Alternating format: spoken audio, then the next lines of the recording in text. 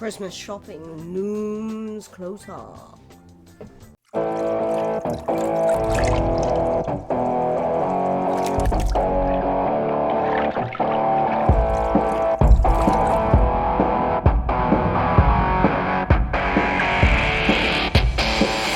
Hey guys, welcome back to the show, welcome back to the diary. So today I want to talk about autistic issues and Christmas shopping.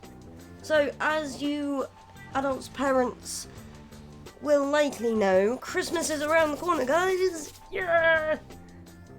Which means Christmas shopping, hell on earth. But it's 100 times worse for autistic kids than it is for anyone. Not just autistic kids, but autistic adults. I've also got tips for autistic adults as well as parents with autistic kids. Basically, the main reasons why Christmas shopping isn't just hell for you guys, you parents, you family members buying gifts for your family and friends. It's hell for autistic people because of the fact, as you fully well know, shops get busy. They get really, really busy. I mean, a crowd of people can be bad enough for an autistic person as it is, but a crowd of frantic, busy shoppers is really, really hard work for an autistic person because everyone's trying to move around in certain places. Everyone's trying to get through the crowd and just to their destination to get their Christmas shopping, get their presents and get everything done to get out the way. Everyone wants to get their stuff done as quick as possible to get out the way. This is stressful for an autistic person. For me in particular, it's monkey see, monkey do with me, as I've said before. It's basically, you panic to me or in front of me, I'm gonna panic too. So that's tip number one, guys. If you have an autistic kid, stay calm. Mothers, I know it's stressful. I know Christmas shopping with a kid in tow is going to be a right royal pain in the butt. But you need to stay calm if you have an autistic child, because there is a chance that if you don't stay calm, your autistic child's going to have a lot worse of a time. So that's tip number one, stay calm. Even if you're internally, that's fine. But I wouldn't. Stay calm. Stay in control. So that's reason number one that autistic people have a hard time. Too many people. With some autistic people, it's about being trapped. It's about being touched. It's about being around too many people at once with too many faces. I remember once as a kid, I couldn't sit in the classroom at school because there were too many people. There were too many faces around. It was like, everyone's looking at me. More often than not, they probably weren't looking at me, but they probably also were looking at me because at the time, I was one of the kids that always got picked on. So they were normally always looking at me and I couldn't take that. So being in the shop as an autistic person with a load of people walking around, just zipping around, we're just there like, stop! We just want time to stand still with just us moving so that we can get through and do what we need to do what we want to do, or whatever. Too many people. Just too many people. Reason number two. As you may know, there's a lot of Christmas music playing. There's a lot of people make a lot of noise. So not only is it busy, and it's like, I'm being touched all the time, I don't like this, there's too many people. We've got the noises to deal with, contend with.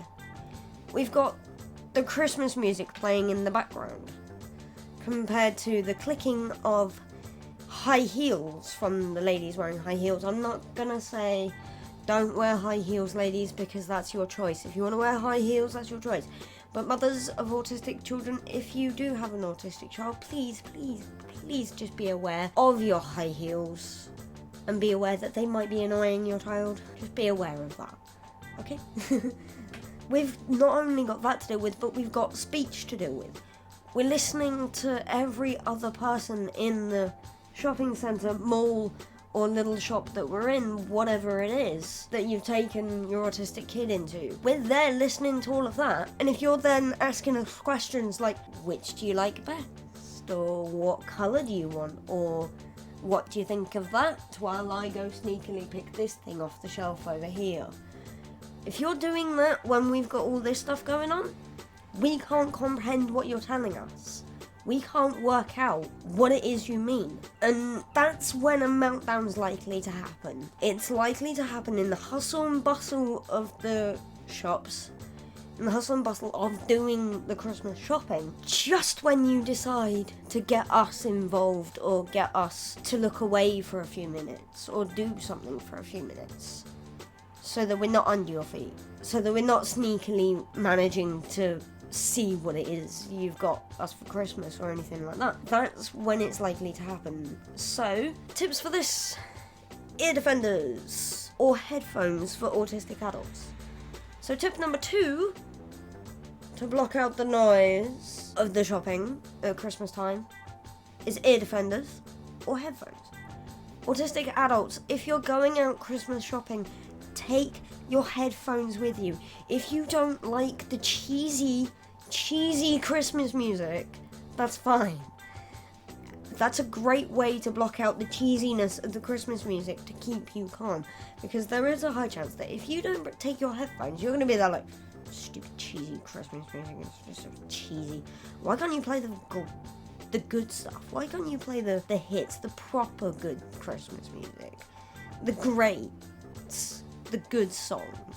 All of that stuff, you're going to be there like, oh, really? I wish I'd play the good stuff. And they're going to get stressed out by the fact that they're not playing your favourite versions of Christmas songs, or they're not playing the right Christmas songs, or it's not getting you in the spirit enough, or anything, whatever it is. If you just don't like Christmas music in general, then you're going to get stressed out with the fact that they're playing Christmas music. So take your own headphones and put on your own music. Not only will it block out the cheesy Christmas music, or in your eyes, the stupid Christmas music, it will also block out the hustle and bustle of the other shoppers. And the only part of the other shoppers you'll then have to deal with is the busy moving part, which for most is easier to deal with than the sound. To me, blocking one sense out helps me deal with and cope with the rest of them that are being overstimulated.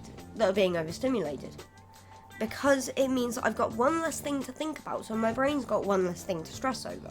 So my brain's less like, and more like, hang on. Right. Yeah, no, okay, that. Right. Go that way. And then by the end of it, my brain's like, we managed. We did it.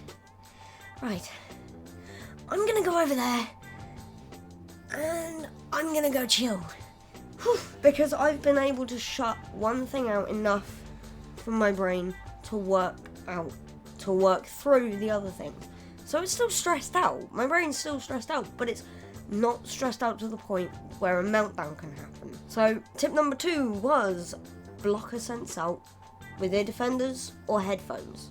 Ear defenders for young kids is really good because it means, granted, there might be an issue where you can't necessarily hear each other or they can't hear you. It's fine, because these days kids have phones. Kids have things. You can give them, even if you don't want your kid having a phone 24/7, that's fine. You give them a phone to use for that day.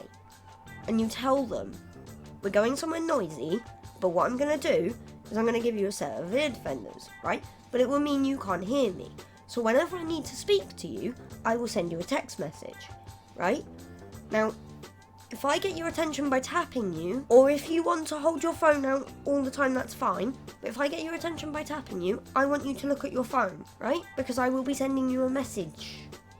Or I will have sent you a message. If you talk them through like that at the start of the day, before you've even gone where you're going to do your shopping, then you will give your child an easier time of being in the shop with you, or being in the store with you, or being in the shopping centre with you. Big shopping centres are really quite good, and they're also really quite bad. Big shopping centres can be the worst for busyness and noise. Because they're so much bigger, they can hold so many more people. But the good thing I see about shopping centres is there is always somewhere slightly more chilled, slightly less packed, that someone can go to if they feel like they're getting to the point of too much stimulation. I need a minute. Kids occupying themselves. For an autistic kid, if they occupy themselves, they're calm. They're not going to have a meltdown because they're not getting tired, them getting stressed out because they're overstimulated, them being bored. But ear defenders and headphones for autistic adults. Another reason why Christmas shopping is hell on earth for autistic people is Christmas lights. Yay, those fancy, pretty looking Christmas lights. Yeah, they're fancy, yeah, they're pretty, but some flash.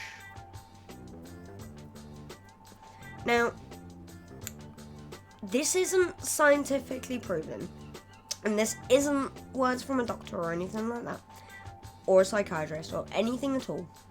However, I have had experiences with flashing lights and moving style reflections, I want to say, that can be contributed to being like epilepsy, but that's not what it is. That's not what I'm trying to explain. What I'm trying to explain is what happened to me was, it was sunny outside and it was slightly windy. Trees outside, the light shining through the tree into the window and onto the table. With the tree moving in the wind, the reflection is on the table, sorry. And it stung the back of my eyes like crazy, and I mean the inside eyeball. Inside of the eyeball, it stung so badly, and it gave me such a bad headache, an eye strain for 3 days. That's what I'm trying to explain. That's why I was like, is it like epilepsy? Because there is a lot of tests out there to say that some autistic people do also have epilepsy. So, flashing Christmas lights, everybody. Flashing Christmas lights are a big no-no. Big no-no. Because if you know that your autistic child also has epilepsy, you're in trouble. You're in deep doo-doo. If you autistic adults know you have it as well, you're also in deep doo-doo. But if you don't know you have it, don't test it. Don't test it. I'm not gonna say avoid every single shop that has flashing Christmas lights, because that's not really fair. If your kid is going at the shop with the lights in, great. It's fine. My advice for that situation would be slow them down, get them to calm down a second, because they're going to be all excited because it's Christmas and Santa's going to be coming soon. Speaking of that, actually, super quick diversion. I've seen recently that people are saying Father Christmas should be gender neutral and that we should be coming up with a new name.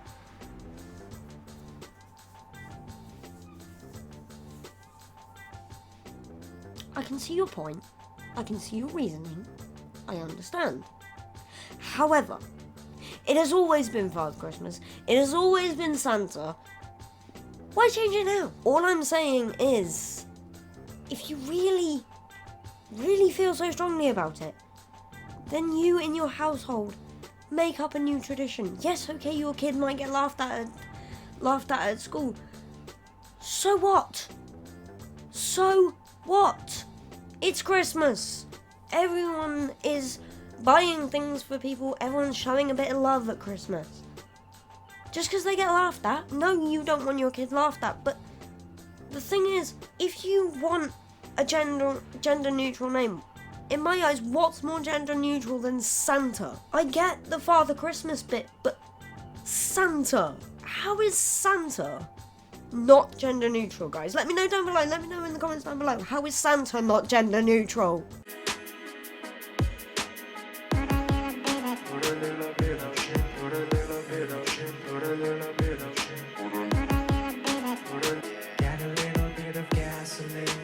Welcome to another crime scene. bit of gasoline. Welcome to another crime scene. Get a little bit of gasoline. Welcome to another crime scene. I'ma make it burn.